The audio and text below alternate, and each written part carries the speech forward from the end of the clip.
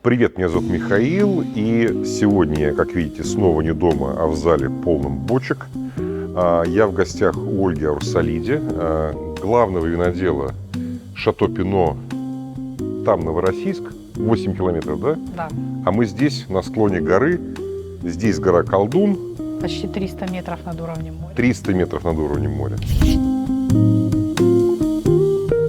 Я уже рассказывал немножко про это вино в одном из своих выпусков, и мне хотелось очень приехать и посмотреть, кто это делает. И вот человек, который виноват в том, что я пью немножко больше, чем, может быть, не стоило бы, это вот один из этих людей. Не единственный, конечно, но один из этих людей. Это Ольга. Ольга, огромное спасибо, что вы сегодня нашли время.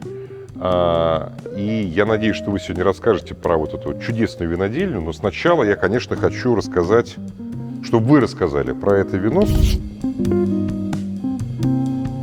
Это квинтэссенция Шато Пино, называется Каберне Савиньон морской. Абсолютно странное, неоднозначное и шикарное вино. Это вино из линейки Шары Колдуна. Это наша такая хулиганская линейка. Вы вообще хулиганы. Это то, где мы показываем наш теруар в таком необычном стиле. Нам повезло, в 2019 году случилась бара. Это что такое?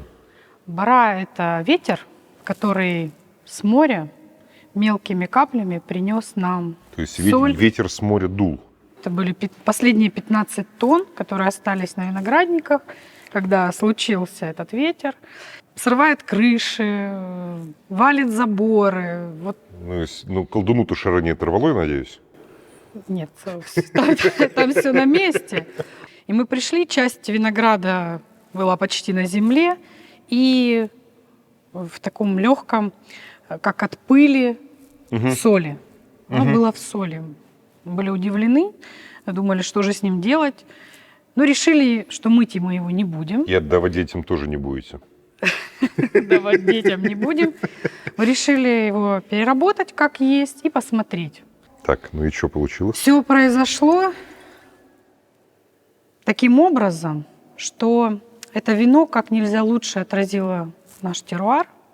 И здесь мы получили минеральность от близости моря. Здесь мы видим мягкие танины, потому что вместе с солью танины дают вот эту округлость. Почему можно его уже сейчас пить с удовольствием. Но это вино с огромным потенциалом. Если его приобрести в свою коллекцию, то через 10 лет вы можете стать счастливым обладателем очень хорошего капитала, потому что это будет очень дорого стоить. Это уникальное. У меня это не сработает, потому что если я возьму даже несколько ящиков, это кончится очень быстро, да? У меня не получается ждать. Но на самом деле это одно из первых вин Шато Пино, которое я попробовал, и оно меня поразило, то есть оно очень неоднозначное, оно, я считаю, реально на любителя, вот, но при этом оно дает, я считаю себя, похвалю себя, считаю себя искушенным ценителем вина, оно дает совершенно удивительное ощущение, очень плотное, при этом не тяжелое, танины приятные, обалденное совершенно послевкусие. Здесь не было дуба ни на одном этапе производства. Ну, может быть, и слава богу. Да, для него это не нужно. Он не нужен. Короче говоря, для меня это вино очень было интересным, когда я его попробовал. Я покупаю его регулярно, потому что оно действительно необычное. Да? Ну, Каберне Савиньон такой довольно избитый сорт. А учитывая, что вы же с какого года делаете вина, разливаете? С 19-го? С 19-го здесь. То есть это практически такой это первый блин не комом получился, да. Реально. Да. Если вы поспешите, вина выпущено сколько бутылок? Этого не помните? 13 тысяч, но осталось 3. Осталось недолго. Слушайте, просто шикарно. Вообще, что это такое пятнат? Потому что все пятнат, но никто не знает. Как шампанское, а что такое шампанское, никто не знает. Ну, пятнат – это аппетит натурель. Вот. То есть все просто, оказывается, да? Да, это все очень просто. Проще некуда, натуральнее уже просто не бывает. Потому что это вино, которое не прошло вообще никакой технологической обработки, кроме извлечения Ну, то есть сока. как божья роса почти что. Ну, да, так и есть, абсолютно. Потому что в него ничего не добавлено, кроме натуральной дрожжи. Все люди пробуют по 1000 бутылок сделать, по 500, а мы сразу 7500 сделали в 2019 году. Почему Ну, то есть мы на рынок отрубили с ставили. плеча сразу. Да, ну если уже пробовать, эксперимент делать, так уже сразу, чтобы какой-то объем Я перебью, был. кстати говоря, история с...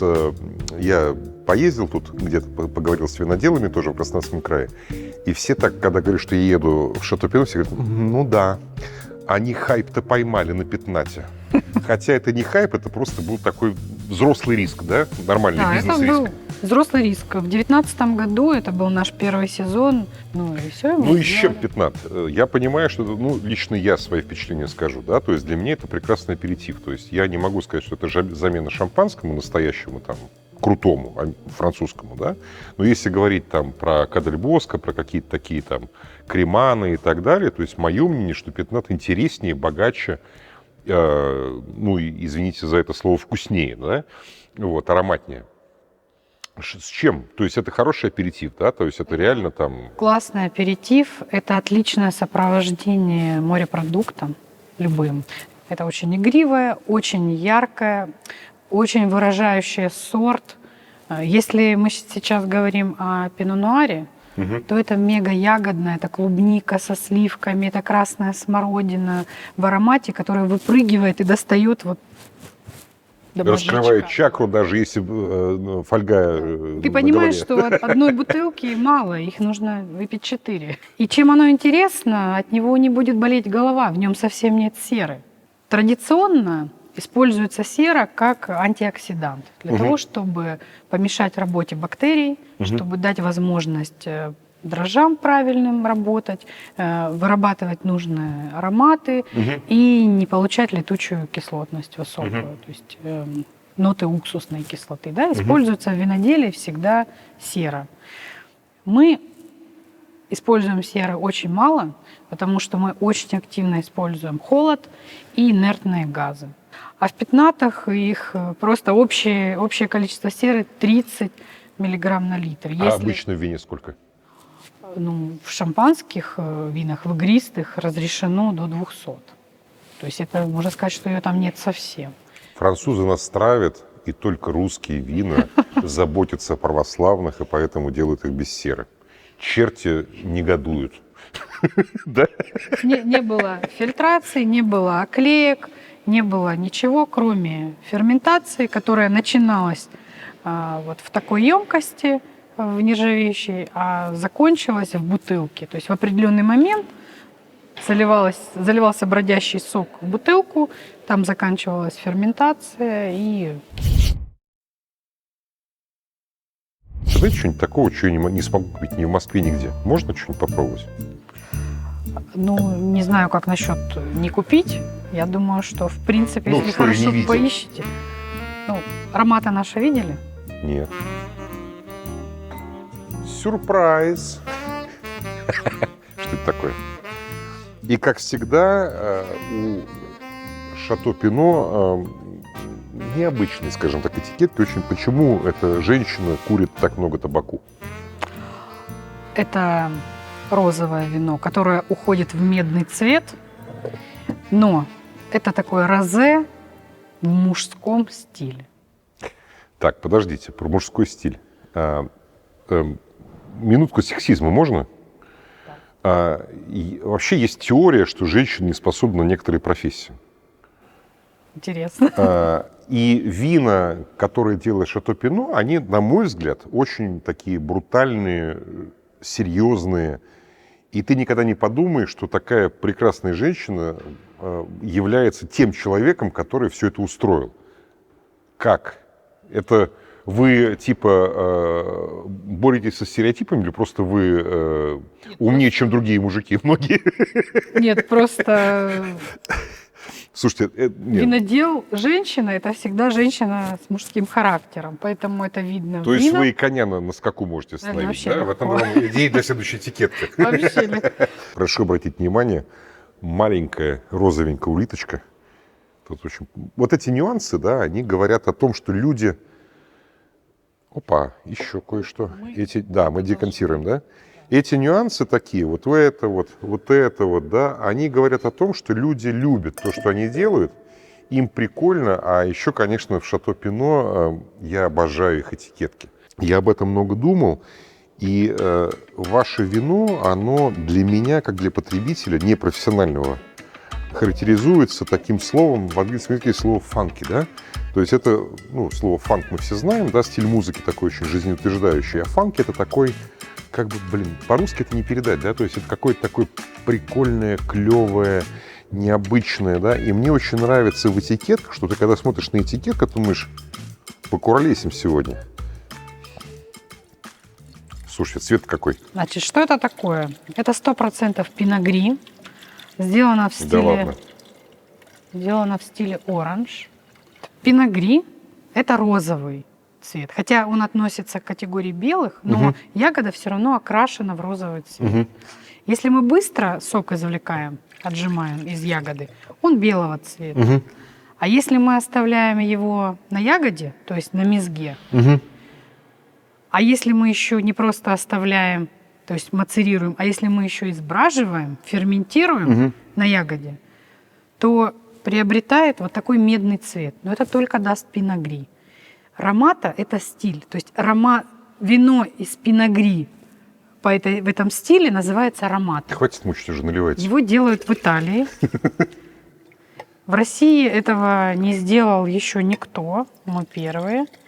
Это медное вино.